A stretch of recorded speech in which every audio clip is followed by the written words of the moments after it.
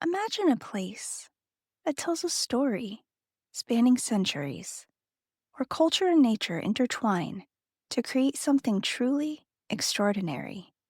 That's the beauty of UNESCO World Heritage Sites. I'm Abigail, and this is Global Treasures, the podcast that covers the history, travel tips, and legends surrounding one of the 1,223 World Heritage Sites each episode. These places have been identified as having universal cultural or natural significance that is so exceptional that it transcends national boundaries and is of importance to present and future generations. Welcome to Season 2, where we'll explore the 45 sites that UNESCO added in 1979 together. Thank you for listening to the Global Treasures podcast. We appreciate all of your support, and you can continue to support us by subscribing to Apple Podcasts, Spotify, or Podbean. You can also follow us on TikTok and Facebook. Please tell your friends about us and leave us a 5-star review if you like what you hear. Let us journey to the heart of Norway, nestled alongside the striking Sonja Fjord, the longest and deepest fjord in the entire country. Here stands a testament to a one-of-a-kind architectural legacy, a 12th century stave church at Urnes. Imagine the scent of wood carried through the air as you navigate this medieval Christian church, an incredible specimen of Scandinavian craftsmanship that blends diverse artistic traditions. This is no ordinary wooden church. From each individual shingle on the roof to 2 single bronze candlesticks, every detail, every piece of furnishing was thoughtfully placed. The construction speaks to the Vikings' ingenuity, a structure built from sturdy timber supporting wall planks that stand on stills, a technique known as stave walls, which give these remarkable buildings their very name. The wood carving tradition of the Vikings is demonstrated in the details, from the cylinder-shaped columns to the long basilica-style layout. Urnes offers a fascinating glimpse into the Viking culture's adoption of Christianity. Depictions derived from Norwegian mythology dating back to the 12th century intermingle with Christian symbolism. In these old stave churches, it wasn't uncommon for Norse gods to sit alongside the Christian god in the artistic declarations of faith. You'll see serpents locked in battle with a centaur and other creatures such as dragons from ancient Norse tales. Yet, among these pre-Christian symbols, you'll also see holy icons. The church even has a figure of the Madonna, illustrating the shift from old ideologies to an entirely new religious belief system.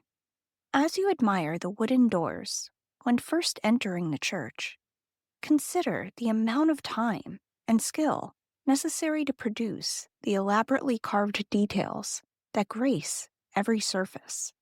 Spirals of snakes and vines serve as an optical illusion to the eye. The 17th century interior additions are photo-worthy as well, as the colors are still incredibly vivid. A wooden canopy, pulpit, and baptismal font were added. The main altarpiece is Christ on the cross, with John the Baptist, who is a prophet, and the Virgin Mary. The very earth beneath the church holds 3 layers of history. The remains of 2 earlier churches have been discovered underneath Urnes, with graves discovered under the oldest church as well. It's unknown who the bodies may belong to. At one time, Norway had over 1,300 of these wooden sanctuaries, perhaps as many as 2,000. However, as the population grew, these esteemed churches often became too small. In 1851, a law mandated that all churches must accommodate 30% of the local population. As new, larger churches were built and gained favor due to better lighting and other modern amenities, many of the original stave churches were either knocked down or sold. The above-ground graveyard surrounding the church, enclosed by a worn stone wall, continues to be an essential part of both its historical and cultural significance. In fact, the graveyard is still in use to this day. However, the church has not had regular religious services since 1881, and it's now used for special occasions, joyous occasions, such as weddings. Today, this precious monument is owned by the Society for the Preservation of Norwegian Ancient Monuments. The main concern, in terms of historic preservation, lie in its wooden construction, making it a major fire risk. Yet, newly installed technology serves as a preventative measure, with advanced fire protection systems and consistent monitoring now in place to ensure future generations will be able to visit and enjoy this incredible church. If you plan on visiting, here are some tips and logistical information that you may find helpful. Check the show notes for information and links to help make planning your trip a bit easier. If you're flying in from another country, you can fly into Bergen and then take public transportation to Solvorn to take the ferry to Urnes. Some choose to take a day trip from Flom as well, since it's a popular cruise ship port. However, note that the drive is about 2+ hours to the church from there. Most spots throughout Europe are pretty easily accessible by public transportation, but this just isn't one of them. That being said, the ferry ride is gorgeous. In this case, the journey is just as special as the destination. Just generally speaking, you'll spend a lot of time taking photos here. I can essentially guarantee it. It may be worth bringing a portable charger, just in case. The site is about a 1-mile walk. Well, climb, I should say, from where the ferry drops you off. Make sure that you wear sneakers or boots, and be prepared to do some uphill walking. This church is one of the most popular tourist destinations throughout Norway and brings in thousands of visitors each year. While this isn't a lot per se, keep in mind that this is not a large church, and they try to keep the number of tourists to a reasonable number each day, so you want to plan ahead. It's only open May through fall for about 7 hours a day, so keep that in mind when deciding on dates for your visit. Admission tickets are required for the tours, which you can purchase online.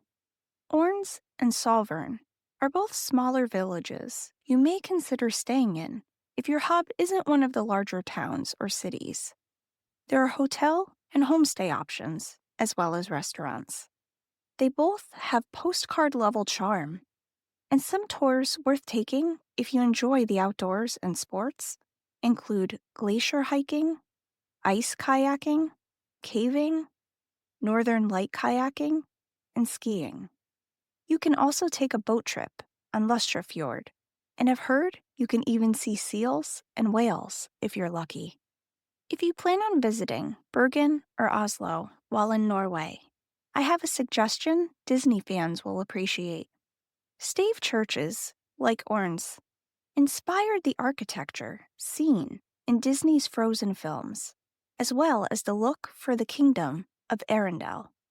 They weren't based on Urnes specifically, but if you've been to Epcot in Walt Disney World in Orlando, Florida, and passed by the Norway Pavilion, you'll likely have seen the Stave Church.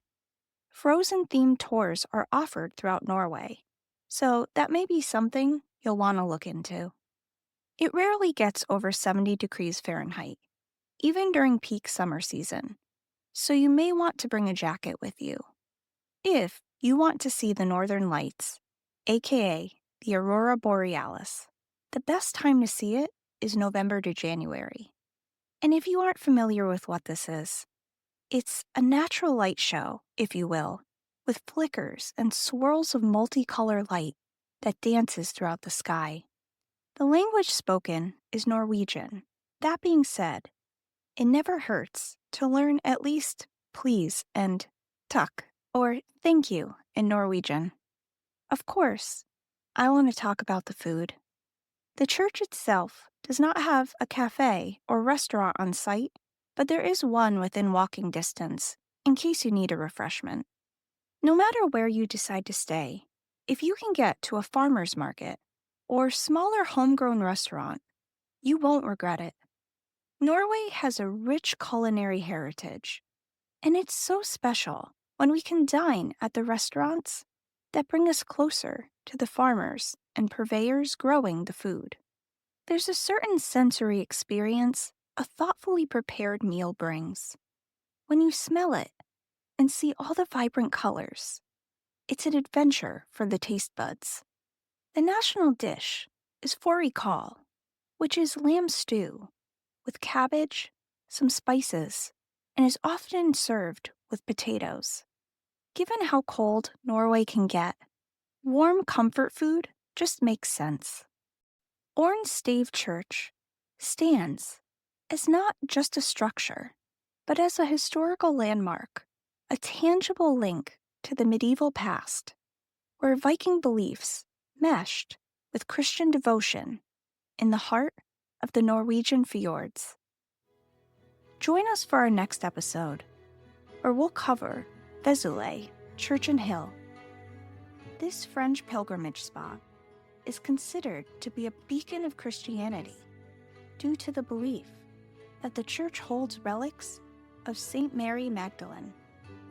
Until then, keep exploring, keep wondering, and keep treasuring the remarkable diversity of our world's heritage.